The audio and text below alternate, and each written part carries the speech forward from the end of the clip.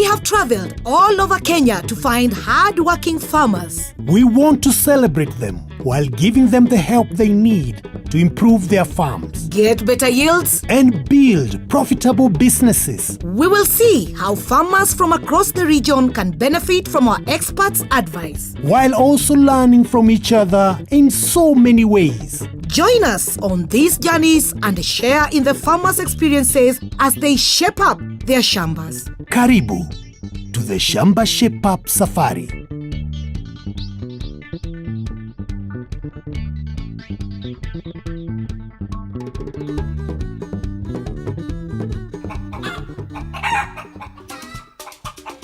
Tony! Tony! Ah, there you are. Lovely. Beautiful, beautiful. This is the intake dam for the river Nyamindi, which provides the rice water to the Shamba we are going to visit. It's so beautiful. Which brings me to the point, Caro. Which do you prefer eating, ugali or rice? Of course, ugali. I think after we visit the Shamba that we are going to, you'll change your mind and you will love rice. How is that supposed to make a difference? Because once you plant a crop, then you watch it grow. You become part of it. It's such a beautiful thing. So, Tony, you want to see me grow? Maybe. But first, let us watch our Shamba grow. Lead on and let's grow. This week we are in Mwea. Wow, and this certainly is rice country. We are visiting Michael Mogera, his wife Flora, and their eldest son. And it looks like it's time to pluck the greens in the kitchen garden. Let's hope we get invited to dinner. Come on, Tony, let's go and meet them. How are you? How are you? Hello. Hi, Carol. How are you? Fine, Welcome. thank you. Show us your shamba. This way. Okay. Yes. They don't just grow greens on this farm. They have arrowroots, Of course, there is the rice, bananas, cows. and right next door, the runoff stream from the dam. This is one of the major water sources for the rice paddies. Very organized shamba. And the water. Most of it. It made me feel like I'm on holiday. We hope you are going to help us sort a few problems we are encountering in the farm and maybe make us better. Here we have a lot of water. You can see there's a lot of swampy area, stagnant water. Oh. Was that a mosquito? Yes, there are a lot of mosquitoes around here. We have a lot of rats coming in there. We have tried and we are not able to really clear them up. My cows. You know, I need more milk. I need to have good feeds, how to do it. We do rice farming. Our yield is just there. Okay. We would love to have better yield. We'll see what we can do about that. And Caro, we have experts for everything. Yes, we have experts. Even mosquitoes. Imagine that. You'll excuse us because we need to go. We are pitching our camp and getting started. Okay. So we'll see you later. Bye-bye. Okay, all right. So let's pitch the tent and get ready for work. Well, Tony, are you ready for a hard day's work? Of course I am, Caro. We have an expert to help us improve on the watermelon harvest. And an expert on dairy feed. But first, Caro, I'm going to work on those beautiful rice paddies. And I promise to bring you something back. Wow. And I'm going to check out for mosquitoes in the house and rats in the stores. And I'm going to check out the latrines. You know what, Tony? Yes. I promise to bring you something good. Oh, that would be lovely. No, don't bring me anything back. Don't.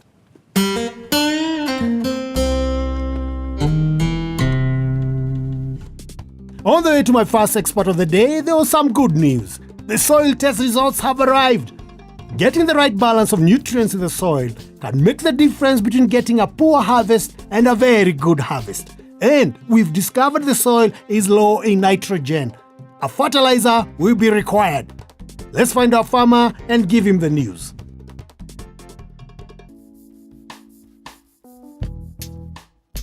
Our first expert today is Morris from Mavuno Fertilizer.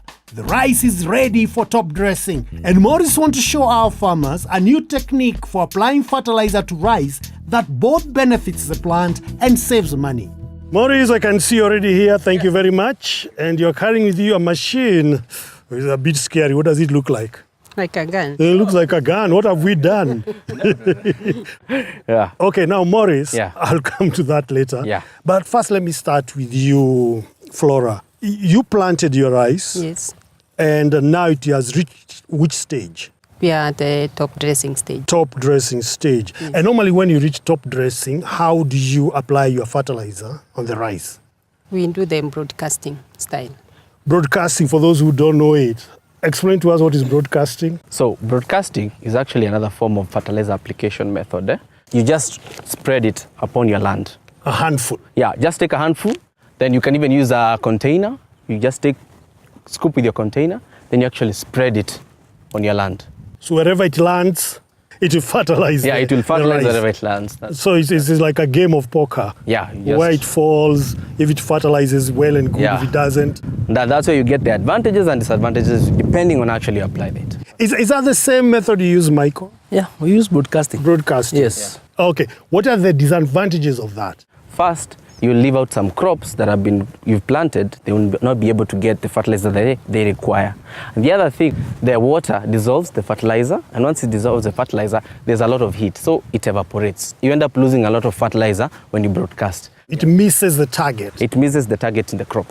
Explain to us what farmers should use instead of the broadcasting method. So when it comes to top dressing, we have this new technology that has come up. It's called fertilizer deep placement, in short, FDP. FDP is actually a technology that was brought about to help you increase the yields that you get from your shamba or land, at the same time reducing the amount of fertilizer that you're using in the shamba, so that you can actually help farmers to improve their yields by 18%. How exactly does FDP work? So when it comes to FDP, we have these urea supergranules. So these are actually granulated urea. It's actually urea that has actually been compressed into actually a form that comes into this shape of a granule. So this particular granule feeds 4 plants. So when it comes to the shamba, you're going to go to the line, each line, you count 4 plants on both rows, then you place it in between. So one granule will feed 4 crops. So why is it advisable for farmers to plant in rows? So you lose less seeds. For example, in 1 acre of land, when you're planting rice, you'll use around 5 kilograms of seeds when you're actually planting in line, as compared to you're going to use around 20 kilograms of seed when you're actually broadcasting. The other thing when it comes to lines, it's easy weeding. So you can actually even use mechanization, whereby you're going to use a tool, you actually drive through your land as you actually weed. And when it comes to fertilizer application, you're going to use less fertilizer when it comes to applying, because you're going to target the particular crops that are actually in the farm. And now the moment you've been waiting for, to see how this machine works. Yeah, actually it's very easy to use as a farmer. So this is the contraption, the particular funnel where your granulated fertilizer actually goes into. So when you're applying, the granules are already filled over here, so you apply. You understand? It actually places the granule 7 centimeters into the soil. So it's actually going to feed the soil and the crops in your shamba very slowly. So the form in this particular granule that we're talking about, it's in ammonia form. Ammonium means it's less volatile. That means it will be less lost as compared to the other fertilizer when you're broadcasting. So when you put it in your soil and to your crop, it's going to be feeding there on a long period of time. Slowly releasing the nitrogen, so it works longer. Yes, it looks like it's very easy to use it. I don't have to bed. Yes. Do it while standing. So can the farmers get it at an agrovet? So when you want to get this particular tool, you have to get in touch with us. We make it available to you as the farmer. Okay, let's go to the field and you show us how it actually works. Fertilizer deep placement is a technique that can be done by hand, but is much easier when using the FDP tool. The fertilizer is placed on top of the machine. The farmer then walks along the rows of rice, and in the middle, between every 4 plants, presses the machine into the soil. This automatically pushes the fertilizer pellet 7 centimeters below the surface. Conventional broadcasting results in around 35% of the fertilizer being lost to the environment, compared to only 4% when using FDP. Perfect for ensuring the plant's roots gets the maximum benefit and saves on the cost of fertilizer. In Shamba Shape Up, we often discuss the problems of pests and diseases on crops. But today, we are going to discuss how they can also impact the home. We have invited Godfrey from Osho to tell us all about it. You're welcome. Thank you so much. Thank you. Godfrey has been having a tour of your farm, Yes? I've noticed that you have a number of issues that I can be able to help you solve. And I've got some 3 items, products here that I want you to consider. One of them is rat kill. And the other one is biopit for the pit latrine. And then I have an aerosol. Have you had any trouble with rats on your farm? Especially in the store? Now I have a solution for you. So I want to talk to you about rat kill. All you need to do is to drop these pellets in all the areas where you have your feed. A rat will be attracted to come and eat them, and the rat will die. The good thing about this product is that when the rat dies, the rat does not smell because the insides have been dried up. Other products on the market, what happens is that the rat will die and start smelling all over. So, and you know, when the rat dies, it goes to hide under the bed, and now you're having some bad smell in the house. You have no idea where it's coming from. Okay, how long do they take? These are permanent. Once you put them in there, I would expect that you will have no rat problem within a month. Sounds great. But remember, the pellets are poisonous. So, place them where only rats will eat them. But there's one place where only humans go. The latrine. And if not carefully managed, they can be a major cause of pests and diseases. Not only that, building new ones is time-consuming and can be expensive. Let's see how Godfrey can help. So Godfrey, when farmers or anyone builds a latrine, you want it to last as long as possible? Actually, this is the solution. It's called Biopit Latrine Digester. 95% of Kenyan homes have pit latrines. So this is a product that can solve problems because many people are spending a lot of money having to dig new toilets each year. And land is an issue now. So rather than digging a new toilet each year, Biopit is the solution. So Godfrey, what does Biopit do? It will eliminate bad odor. It's going to lower the sludge in the toilet. It's going to ensure that it cleans up the wastage so that you do not suffer from cholera. And it's also a very good encourager for biogas production. So how does it work? This is a wholly natural product. We have active, live bacteria and enzyme in this product. Once you mix it with warm water and pour it into the pit latrine, the enzymes will come to life and they're going to digest the sludge and separate it from water, and the water seeps into the ground. And your toilet now lowers again. The pit latrine doesn't have to be cemented for the water to seep through. For this product to work successfully, the pit latrine must be actually a natural pit latrine with soil on the sides, not cemented to the ground. So how much water do I need to use? You mix 500 grams with 2 liters of warm water. You leave it to settle for about an hour so that the enzymes and the bacteria can come to life. Then you pour it into the toilet, and every day for the next 7 days, you put in 10 liters of clean water. How often should I use it? After you finish the 7 days control, for maintenance of your toilet, every once a month you only use 1 packet and then you put in water throughout. That ensures that then the toilet doesn't build up again. Now tell me, what other benefit does this pit latrine digester has? What happens is that after the sludge has been lowered, the water has gone out, so the sludge is now sitting in the toilet and it's dry now. You actually can scoop it out and spread it out onto your garden. It has now become beneficial and it becomes fertilizer. It is safe? It is very safe. On my vegetables? Very safe, because Biopit treats all that content. It actually heals whatever bad elements that were in there. That's why we are using it to control things like cholera, typhoid, and diarrhea. Wow! So Osho's Biopit digester not only reduces the sludge, it cleans it as well. So it can be removed and used as a fertilizer. But what about pests inside the house, especially mosquitoes? Mosquito aerosol kills mosquitoes dead. Cockroach? Cockroaches, flies, name it, any insect, it will be killed dead. Because this is made of natural pyrethrum, and there is no resistance to pyrethrum, unlike any other aerosols you might have seen on the market, and it's very safe to the environment and to human beings. We recommend that you spray that room and actually close the doors totally and the windows, and you sit in there and continue the activity, and it's very safe. So it doesn't have a strong smell? No. This product has a very pleasant smell and very safe, either to you or your children, and even if it were to drop on your food, this product is still very safe because it's a natural product. So I can spray and still remain in the room? You can actually spray in your room and you can see the smell. Nice. Yeah, nice. Yeah, it doesn't make us uncomfortable. No. We can actually go. It is a natural flower. Mosquitoes hide in dark places. So, make sure you spray under shelves, beds, and chairs, as well as the ceiling where there are shadows. Under pots and on the leaves of indoor plants are also places they can be found hiding. Wow, Carol. Yes, Sonny. So, we've learnt about using fertilizer so you can get a good rice harvest. And how to get rid of pests in the farm. But on this farm, Michael is the real expert. That's right. And we've asked him to share with us his top tip in farming.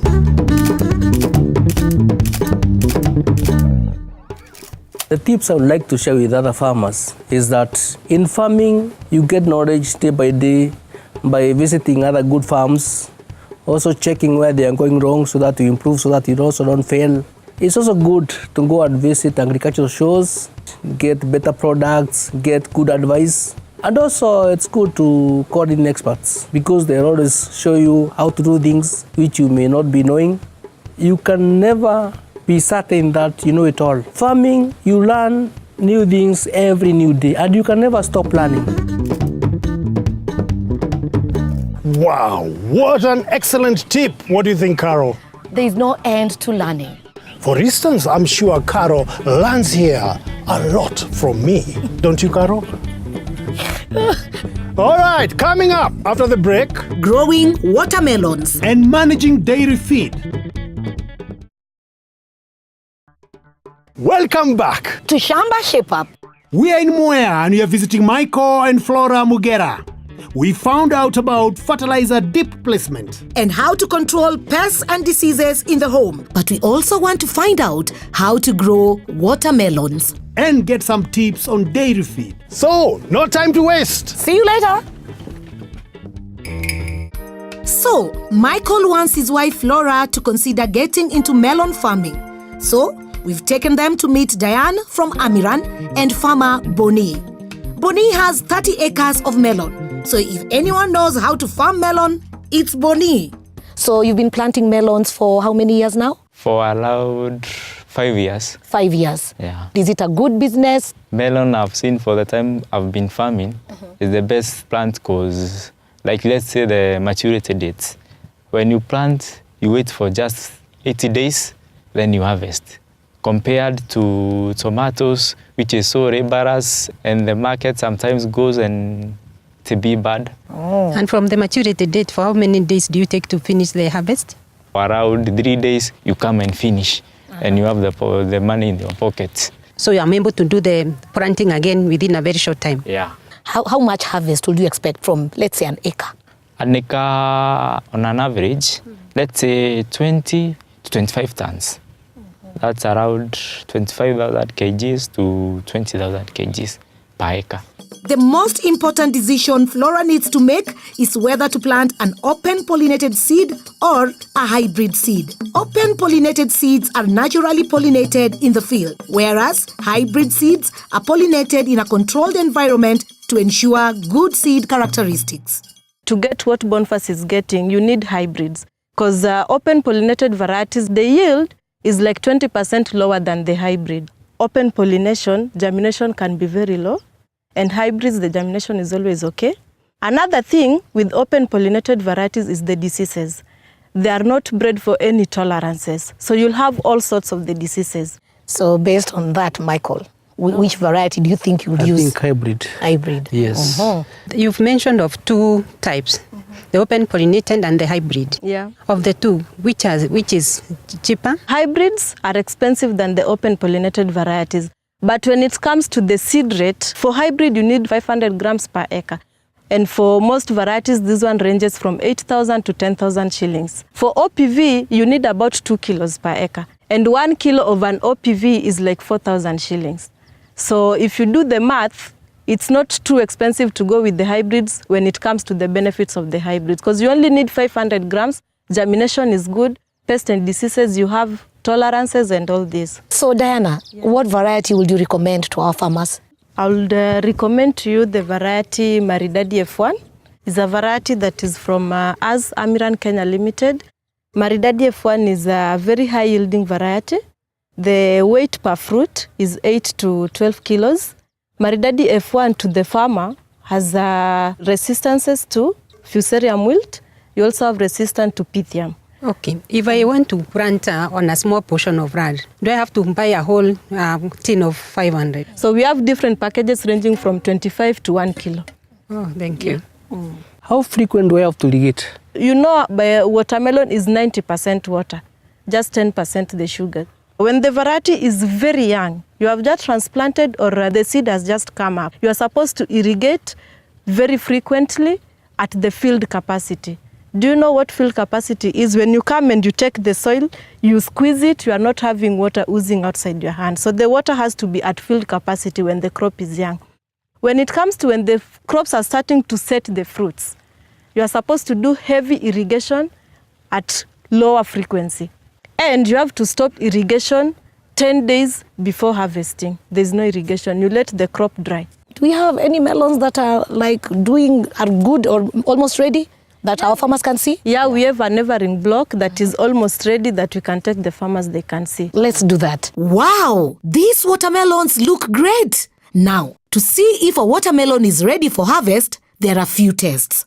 First, try tapping it, and if you hear a dull hollow sound like this, it's probably ready. Other signs to look out for are a color change from white to cream or pale yellow. Also check for shriveled tendrils on the same stem as the watermelon. If all of these signs are present, then it's harvest time. Our final expert today is Ignatius from Unga. Michael is a very good dairy farmer and gets a high yield milk from his cows. But he wants to get even more, and our expert has some advice to help him achieve just that. It all starts with feeding the calves. Michael has been giving them milk, but is this enough? Ignatius, Yes, Tony. you've been observing, and what have you seen? The body of the calf cannot get all the nutrients it requires only from milk. So you need to supplement. And the supplement that we have is a concentrate. It's called the Fugo Calf Early Wiener Pellets because the calf needs to grow. And in growth, there's the first stomach called the rumen. So the calf Early Wiener Pellets assists the rumen microbes to be able to multiply, grow, so that they can be able to break down the roughage. It also assists in fast weight gain so that we can be able to achieve the breeding weight for Fresian, which is 300 kilograms within 15 months. If you introduce the calf pellets, you also need to reduce the quantity of the milk that you are giving the calf. So the extra milk, you are going to sell it, which means you'll have more profit. So how should Michael feed the calf wiener pellets? The calf early wiener pellets should be introduced after the calf has finished taking colostrum. That is after the first 7 days. And the way it's recommended, you introduce a handful of the calf pellets. Let me see them. Yeah. The calf does not know what this is. You are first to teach the calf so that they can smell, be able to taste. So when do you graduate to 2 handfuls or lots of calf pellets? We recommend that you increase the quantities gradually until you get to about half a kilo by the end of the first month. By the second month, you increase up to 1 kilo, and by the time it's getting to 3 months, up to 1.5 kilos, but that is gradually. And anytime you increase the quantity, you reduce the milk that you are giving. Any kilogram gained when you are rearing the calf, it translates to milk production once they are big cows. I'm dying to see those cows, and so are the viewers. Let's go have a look at them. All right. So, feeding early wiener pellets to calves can give a big boost to milk production in the adult cow. But what can Ignatius suggest for a cow that's already fully grown? So how many liters of milk are you getting from your cows right now? We have 2 of them which are giving us on average per day 24 to 26 liters. Wow. Are you happy with that production? No. You know, I've heard that there are cows which produce 45 liters, and I would like to be there. Now, for the farmers whose cows are yielding above 15 liters per day, We have the Unga High Yielder Max Milk. This is recommended for the high yielders to assist in the digestion so that the cow can have more nutrients which will be used in the making of the high yield milk that they produce. How does Michael use Max milk? For every 2.5 to 3 liters of milk the cow produces, you give 1 kilogram of the Max milk. So, Michael, you still have our record book? Yes, I do. There you go. Now, this one is going to come in very handy, as you can see. Why are records important, Ignatius? Yes, records are very good because this is a business. The main gain that you are here is profitability. You have to keep on tracking how you are gaining. You know whether your farm is growing, is still stagnant, or it's going down. Using the record book takes away all the guesswork in farming. Michael will know exactly how much extra profit he's getting from boosting his calves with the early Wiener pellets and then feeding Maxi milk to his high-yielding cows. It will all be there in black and white. Oh, wow, what a day. So how did you find the Shamba shape up today, Flora? Very nice, very educative, quite knowledgeable now. I've learned a lot. Tell us the change we'll see. More milk. More milk? That's one, yes. Very healthy cows. Yes. Very, very happy indeed. If you're happy, We are very happy. Well, Caro, our work here is done and we'll see you in the next Shamba.